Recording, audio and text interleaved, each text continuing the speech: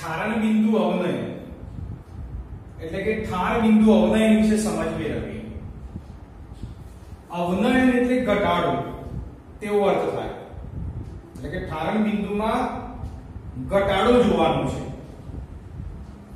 જ્યારે આગળ શીખ્યા એમાં ઉત્કલન બિંદુ ઉન્નયન એટલે વધારો જોવાનો છે. ઉત્કલન બિંદુમાં થયેલો વધારો જોવાનો છે. અહીં ઘટાડો જોવાનો છે. તો ઠાર બિંદુ એટલે શું તે જોઈએ. તો ઠાર બિંદુની વ્યાખ્યા જોઈએ. હવે ઠાર બિંદુ એટલે શું? તો જે તાપમાને પદાર્થનું તેની પ્રવાહી અવસ્થામાં બાષ્પ દબાણ એટલે કે પ્રવાહી અવસ્થાનું બાષ્પ દબાણ અને ઘન અવસ્થાનું બાષ્પ દબાણ બરાબર થાય.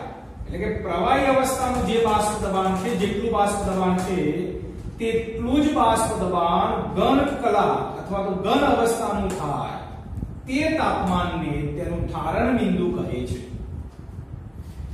જો સિમ્પલ સમજીએ તો ઠારણ બિંદુ એટલે શું? તો પ્રવાહીનું જે તાપમાને ઘનમાં રૂપાંતર થવાની શરૂઆત થાય તેને ઠારણ બિંદુ કહી શકાય. એટલે પ્રવાહી હોય એનું તાપમાન ઘટાડતા જઈએ ત્યારે જે તાપમાને ઘન બનવાની શરૂઆત થાય, ઠારણ થવાની શરૂઆત થાય તે તેનું ઠાર બિંદુ છે. પણ વ્યાખ્યા પ્રમાણે આપણે તૈયાર કરીશું કે જે તાપમાને પદાર્થનું તેની પ્રવાહી અવસ્થામાં બાષ્પ દબાણ એટલું જ બાષ્પ દબાણ ઘન કલાના બાષ્પ દબાણ બરાબર હોય તે તાપમાનને તેનું ઠારણ બિંદુ કહે છે.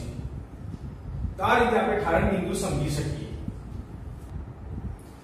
હવે જોઈએ ડીપમાં થોડું ઠાર બિંદુ અવનયન એટલે શું? તો અહીં શુદ્ધ દ્રાવક લીધેલું છે, પાણી. એ જ દ્રાવકમાં દ્રાવ્ય પદાર્થ એટલે કે પાણીમાં ખાંડ ઉમેરી દ્રાવણ બનાવેલું છે. તો આ દ્રાવક છે અને આ દ્રાવણ છે. તો આગળ જોયું તે પ્રમાણે રાઉટના નિયમ પ્રમાણે તો દ્રાવકનું બાષ્પન વધુ થાય અને એની સાપેક્ષમાં દ્રાવણનું બાષ્પન ઓછું થાય. તો જેનું બાષ્પન વધુ થાય તેનું બાષ્પ દબાણ વધુ હોય એટલે કે શુદ્ધ દ્રાવકનું બાષ્પ દબાણ વધુ હોય અને એમાંથી બનાવેલા દ્રાવણનું બાષ્પ દબાણ ઓછું હોય. હવે જોઈએ કે જેનું બાષ્પ દબાણ વધુ હોય તેનું ઉત્કલન બિંદુ કેવું હશે? તો આપણે ઉત્કલન બિંદુની વાત કરી રહ્યા. ઉત્કલન બિંદુ ઉન્નયનમાં તો શુદ્ધ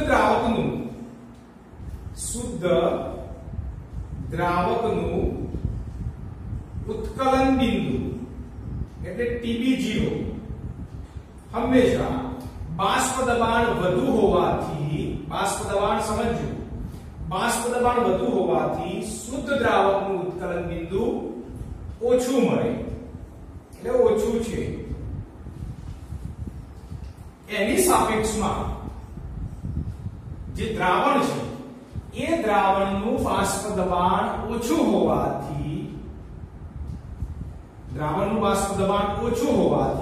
આ દ્રાવણનું ઉત્કલન બિંદુ એટલે કે દ્રાવણનું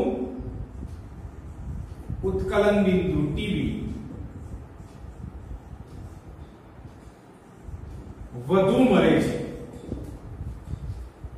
માટે આપણે જોયું કે દ્રાવકનું ઉત્કલન બિંદુ 373.15 કેલ્વિન હતું અને એના કરતા વધુ હતું.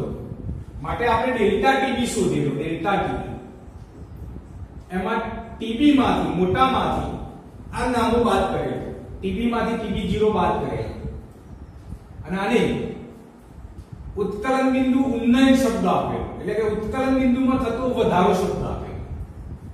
પણ અહીં આપણે શું જોવાનું છે? તો ઠારણ બિંદુની વાત કરવાની છે. તો ઠારણ બિંદુની વાત કરીએ એટલે એમ કહી શકાય કે બાષ્પ દબાણના વ્યસ્ત પ્રમાણમાં ઉત્કલન બિંદુ હોય છે. બાષ્પ દબાણ વધુ હોય તો ઉત્કલન બિંદુ ઓછું જોવા મળે છે અને બાષ્પ દબાણ ઓછું હોય તો ઉત્કલન બિંદુ વધુ જોવા મળે છે.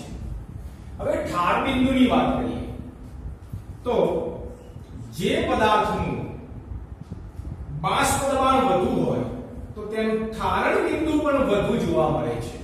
તો અહીં લખીશું શુદ્ધ દ્રાવક નું ઠારણ બિંદુ ફ્રીઝિંગ એટલે TF અને શુદ્ધ છે એટલે 0 અથવા નોટ્સ કરીશું વધુ છે જ્યારે દ્રાવણનું બાષ્પ દબાણ ઓછું હોવાથી તેનું ઠાર બિંદુ ઓછું જોવા મળશે. તો દ્રાવણનું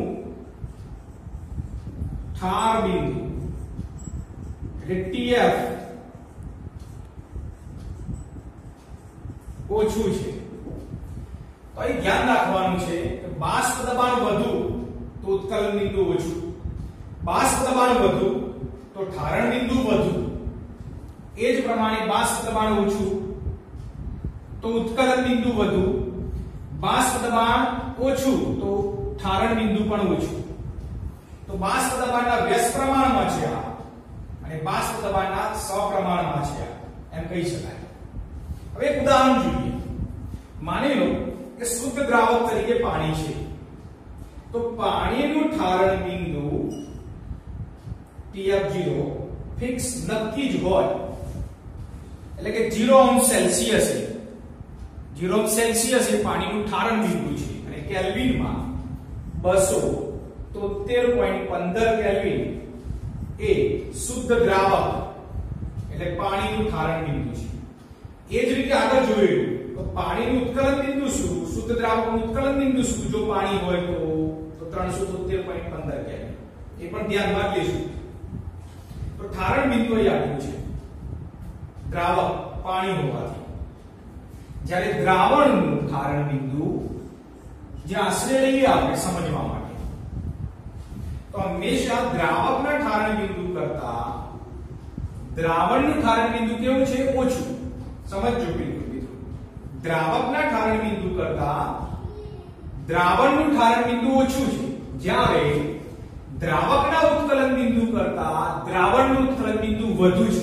આ ધ્યાન રાખવાનું છે. તો માની લો કે આનું ઠારણ બિંદુ દ્રાવણનું ઠારણ બિંદુ ઓછું છે, તો સમજવા માટે લઈએ માની લો 272.15 કેલ્વિન. હવે આ બંનેનો તફાવત લઈએ. જેમ TB0 અને TB એટલે કે TB અને TB0 નો તફાવત લીધેલો, એ જ પ્રમાણે આનો તફાવત લઈ શકાય. બંનેની કમ્પેરિઝન કરતા જવાનું છે તો ખ્યાલ આવશે. તો જોઈએ હવે તફાવત એટલે ડેલ્ટા TF. તો મોટામાંથી નાનો બાદ કરીશું. તો અહીં આ મોટું છે TF0 એટલે કે શુદ્ધ દ્રાવકનું ઠારણ બિંદુ મોટું છે. તો પહેલા તે લઈશું TF0 માઈનસ TF.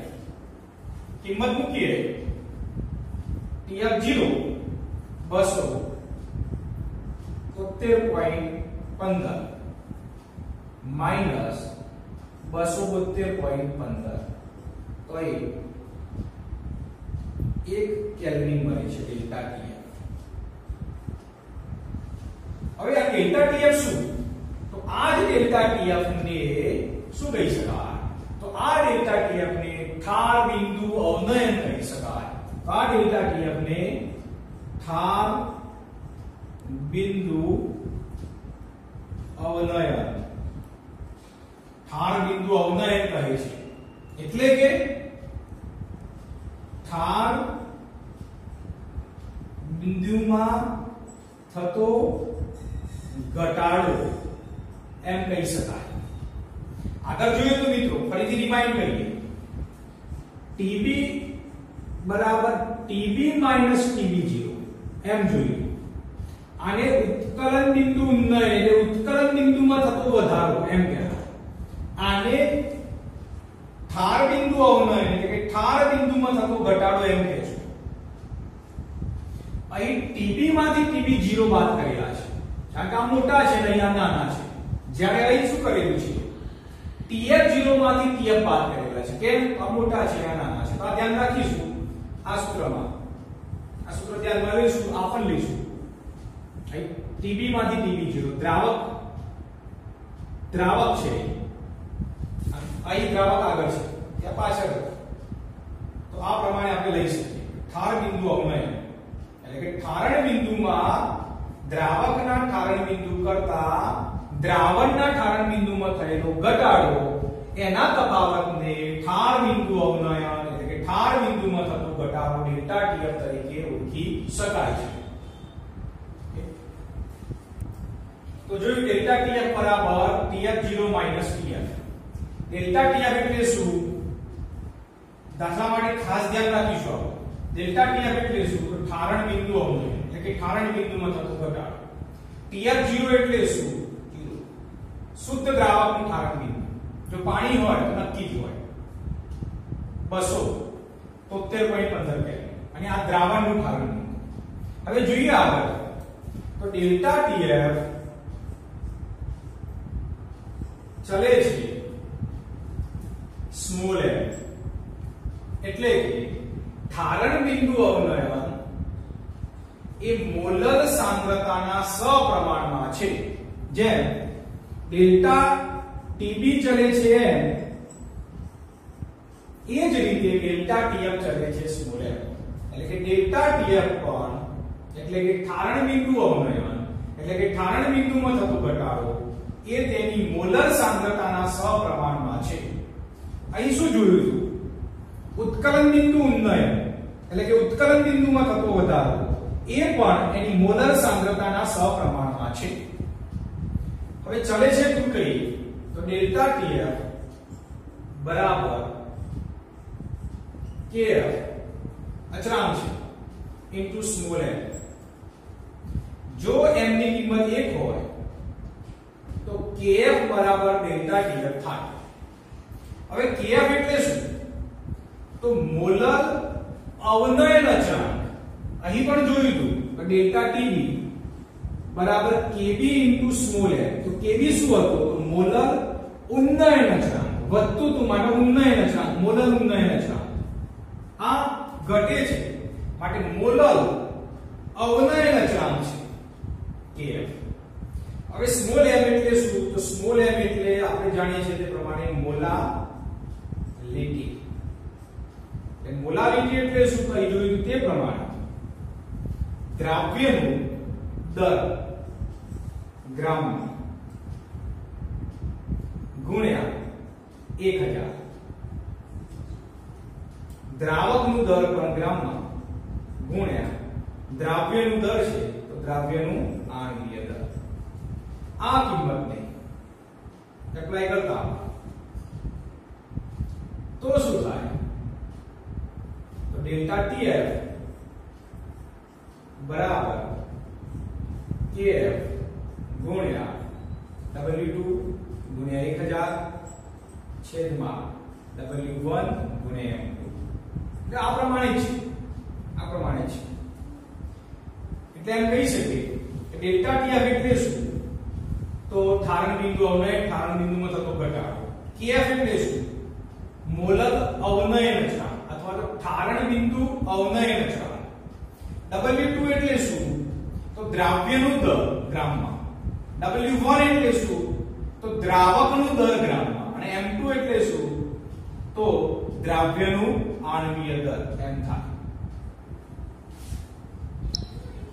હવે ડેલ્ટા ટીએફ જાણતા હોય તો ડેલ્ટા ટીએફ શોધવો હોય તો આપણને તફાવતને ડેલ્ટા ટીએફ શોધી શકાય. ડેલ્ટા ટીએફ ની કિંમત અહીં મૂકી શકાય. kf મૂકીએ, દ્રાવ્યનું દર, દ્રાવકનું દર મૂકતા આ જે દ્રાવ્ય આપેલું છે દ્રાવ્યનું આણ્વીય દર શોધી શકાય. જો kf શોધવો હોય તો kf ને સૂત્રનું કરતા બનાવો તો પણ kf શોધી શકાય જો આપેલા હોય તો. હવે મિત્રો બીજી વાત કરીએ થોડી કે kf શોધવા અને kb શોધવાના બે સૂત્રો આપેલા છે બુકમાં. તો જોઈએ તો kf બરાબર r ગુણ્યા m1 ગુણ્યા tf નો સ્ક્વેર ભાગ્યા 1000 ગુણ્યા ડેલ્ટા h ફ્યુઝન એન્થાલ્પી, ગલન એન્થાલ્પી. r એટલે શું? તો વાયુ અચળાંક. m1 એટલે શું? તો દ્રાવકનું, સમજો, દ્રાવકનું આણ્વીય દર, દ્રાવકનું આણ્વીય દર. અને TF એટલે શું? તો TF એટલે દ્રાવણનું ઠારણ બિંદુ ભાગ્યા 1000 ડેલ્ટા H ગલન એન્થાલ્પી છે. ગલન એન્થાલ્પી પદાર્થ પીગળે એ સમયની માપેલી એન્થાલ્પીમાં થતો ફેરફાર છે. તો આ પ્રમાણે KF શોધી શકાય. એ જ રીતે KB પણ શોધી શકાય. આ m1 TF ની જગ્યાએ TB નો સ્ક્વેર અપોન 1000 અને ડેલ્ટા H એટલે ગલન એન્થાલ્પીની જગ્યાએ વેપોરાઇઝેશન એન્થાલ્પી લઈ શકાય, બાષ્પણ એન્થાલ્પી. આમ KF અને KB કોના ઉપર આધારિત છે? તો KF અને KB અહીં આપણે જોઈ શકીએ 1 એટલે દ્રાવક. તો KF અને KB ના મૂલ્યો દ્રાવકના સ્વભાવ પર આધારિત છે એમ કહી શકાય.